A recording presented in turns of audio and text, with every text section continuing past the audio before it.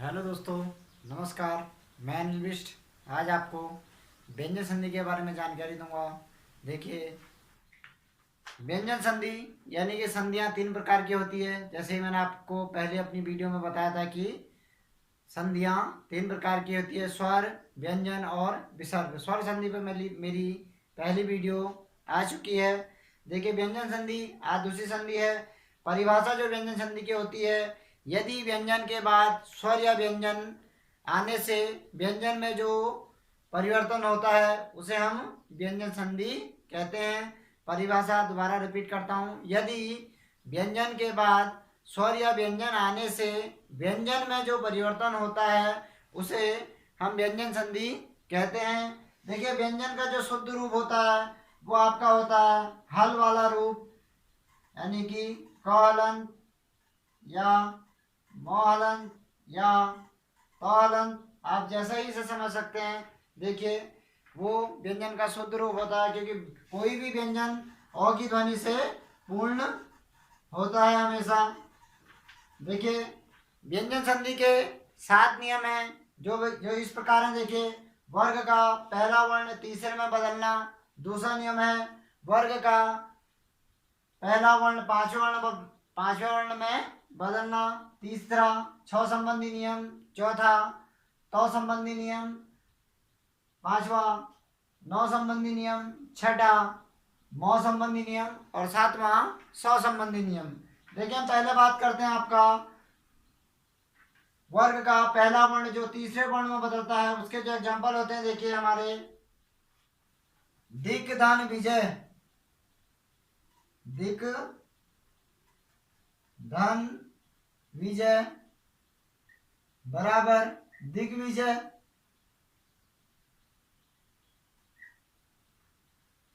देखिए, क हलंत का यहाँ पे क ख ग ग हलंत बन गया और सभी शब्द वैसे लिखे गए और सभी वर्ण वैसे लिखे गए। अगला दूसरा दिग्धन गज, दिक धन गज बराबर दिग्गज।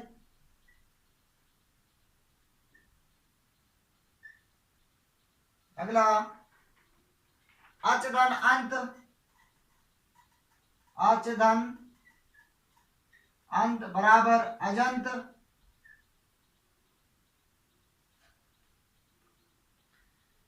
देखिए, यहाँ पे जो पूरा लिखा गया उसकी विशेषता यह है कि चौहलंत है। चौहलंत में अ मिला तो अ और च मिलकर चौ हलंत प्लस अ मिलकर क्या हो गया, पूरे का पूरा चौ हो चुका। अगला सट धन आनंद, सट धन आनंद बराबर सडानन, सडानो नो। अगला भगवत धन भजन, इसी के सब एग्जाम्पल है। देखिए, भगवत तौलंत धन भजन बराबर भगवत भजन, भगवत भजन। देखिए, तो थ दो यानी कि तीसरे वर्ण में ये बदल गया। अगला है उत धन योग, उत तौलंत धन योग बराबर उद्योग, उद्योग।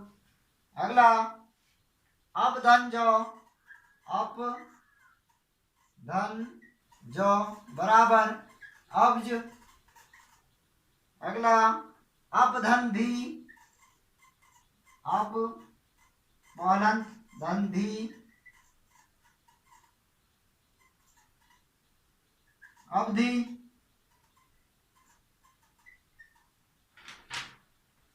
देखिए, ये सभी एग्जाम्पल हमारे वर्ग का जो पहला वर्ण है वो तीसरे वर्ण में बदलता है उसके हैं। इसके बाद हम बात करेंगे।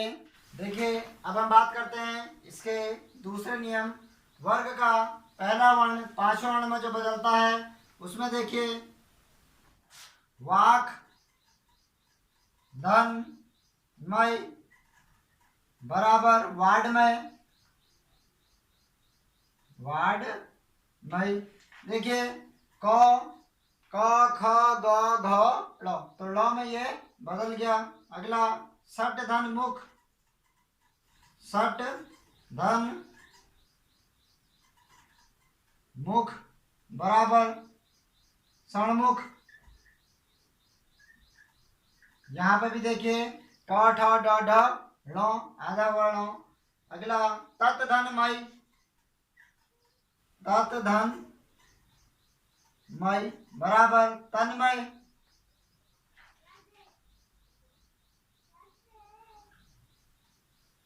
अगला चित धन मय,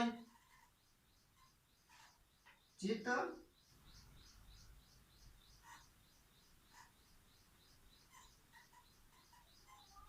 धन मय बराबर चिन्मय। अगला जगत धन नाथ, जगत धन नाथ बराबर जगन्नाथ।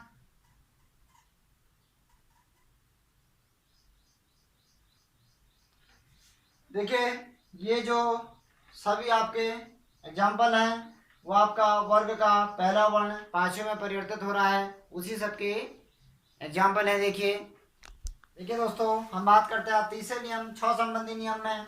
छह संबंधी नियम के अंतर्गत देखिए जो जो एग्जाम्पल आते हैं उनकी हम बात करते हैं। देखिए छह संबंधी नियम के अंतर्गत क्या होता है कि छह से आगे आधा चौ लग जाता है। जैसे स्वधन स्व धन छंद स्वच्छंद। यहाँ पर देखिए छह संबंधी नियम के अंतर्गत छह से आगे आधा चौ आ जाता है। परिच्छेद, परिधन छेद बराबर परिच्छेद। अगला इसका अनुधन छेद, अनुधन छेद बराबर अनुच्छेद। अगला विधन छेद, विधन छेद बराबर विच्छेद। अगला संधि धन छेद, संधि धन छेद बराबर संधि छेद।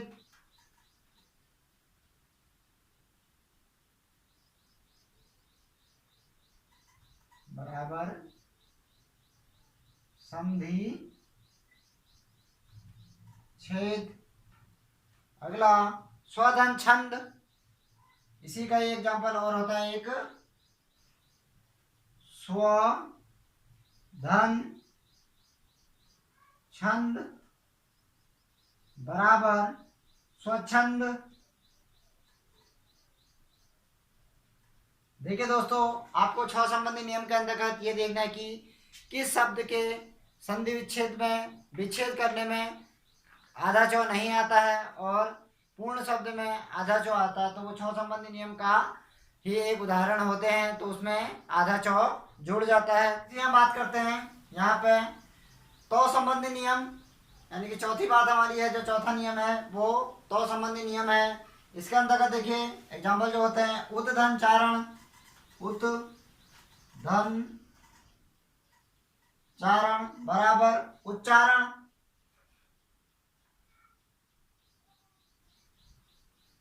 देखिए आधा तो का आधा चौ बन गया। अगला जगत धन छाया, जगत हलन धन छाया बराबर जगत छाया।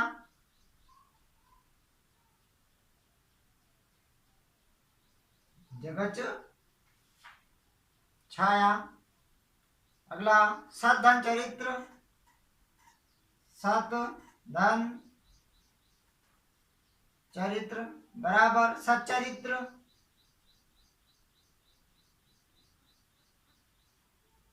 बराबर सच्चरित्र।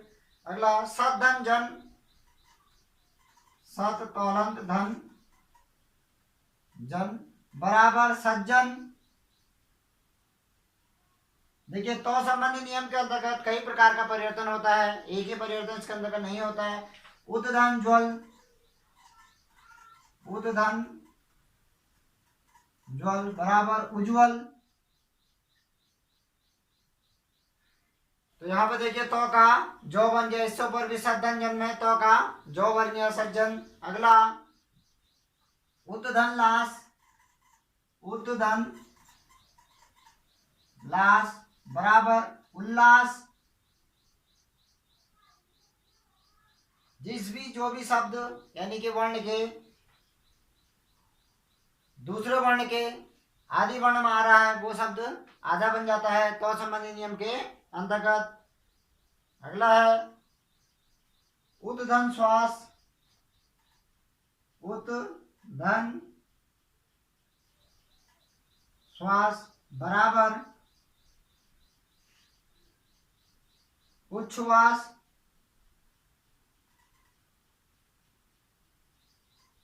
उच्छ्वास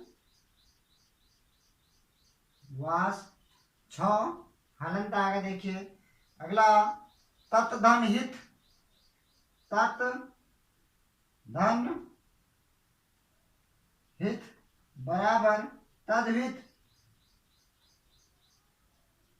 अगला उत धन हत, उत तौलंत धन हत बराबर उद्वत। देखिए इसी प्रकार से तो संबंधी नियम के अंतर्गत कई प्रकार का परिवर्तन होता है।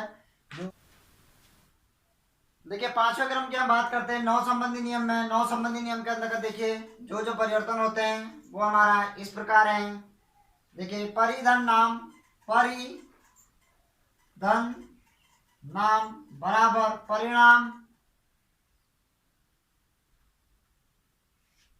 यहाँ पर देखिए नौ संबंधी नियम के अंतर्गत कहीं भी कोई भी हिंदी भाषा के शब्द में जो आपका नौ युक्त प्रयोग होता है, अगर उसे हम चरणों में प्रयोग कर देते हैं तो आपका नौ संबंधी नियम का व्यंजन संधि का भेद यह हो जाता है।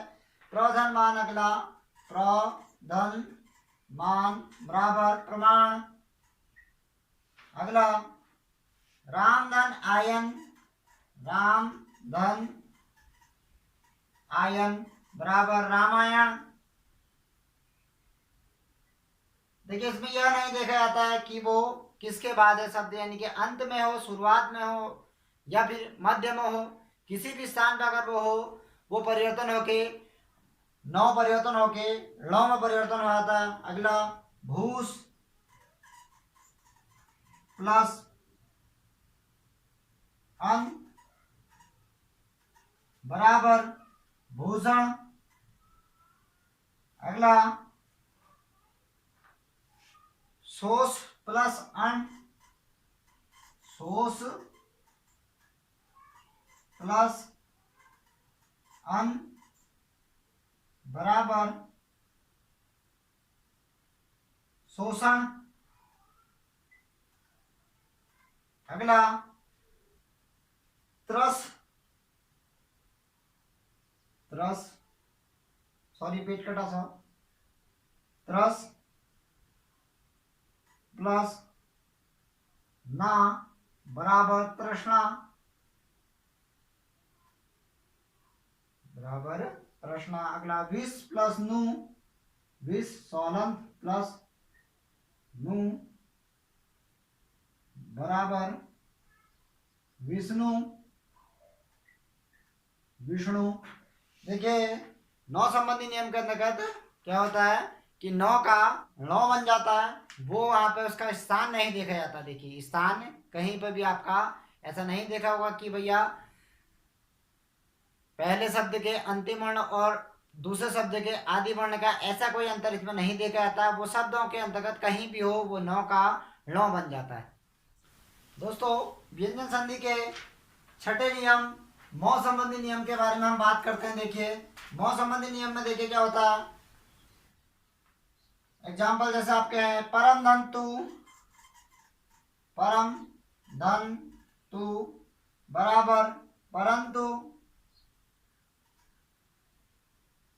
समधन सही सम धन सही बराबर संशय। अगला समधन सार सम धन सार बराबर संसार। अगला समधन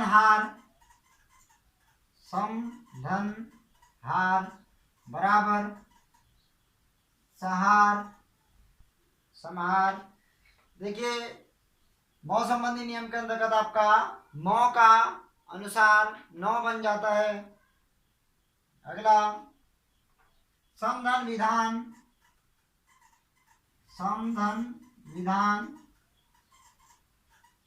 बराबर संविधान। अगला देखिए समधन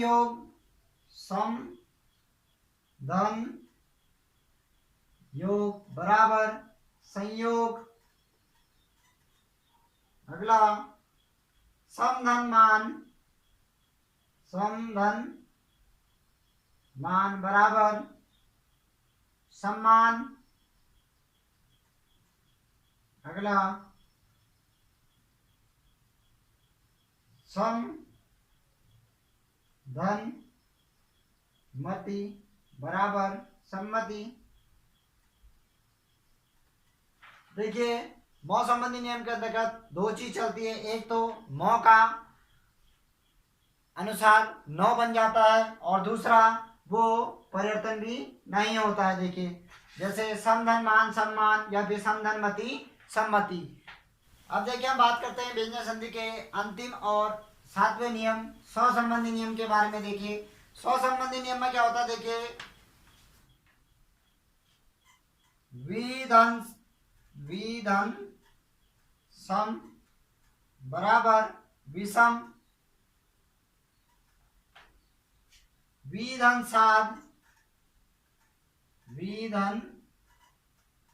साध बराबर विषाद।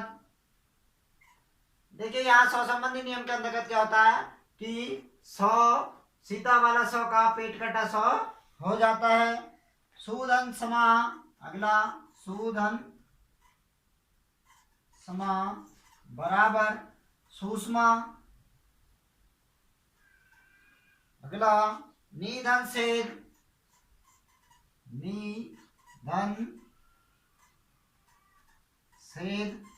बराबर निषेध। अगला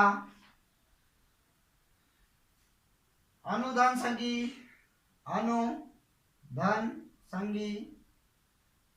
बराबर अनुसंगी।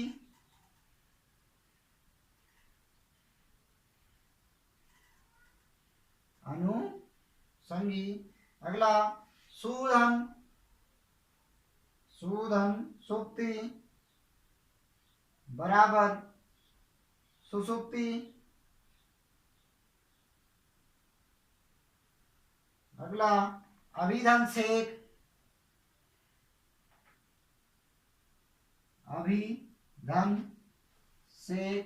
बराबर अभिषेक। देखिए स्व संबंधी नियम के अंतर्गत सीता वाला सौ का पेट कटा सौ पूर्ण हो जाता है। तो देखिए दोस्तों ये थी व्यंजन संधि के बारे में मेरी वीडियो। ये आप लोगों को कैसे लगी कमेंट बॉक्स में ज़रूर बताएं और ज़्यादा से ज़्यादा इस वीडियो को शेयर करें और सब्सक्राइब करें ताकि मेरी आगे के अन्य आने वाली वीडियो आप तक तुरंत पहुंच पाए। और मैं इसके बाद मेरी जो वीडियो होगी वो होगी विसर्ग संधि के बारे में। धन्यवाद दोस्तों। इस वीडियो को ज़्यादा से ज़्यादा शेयर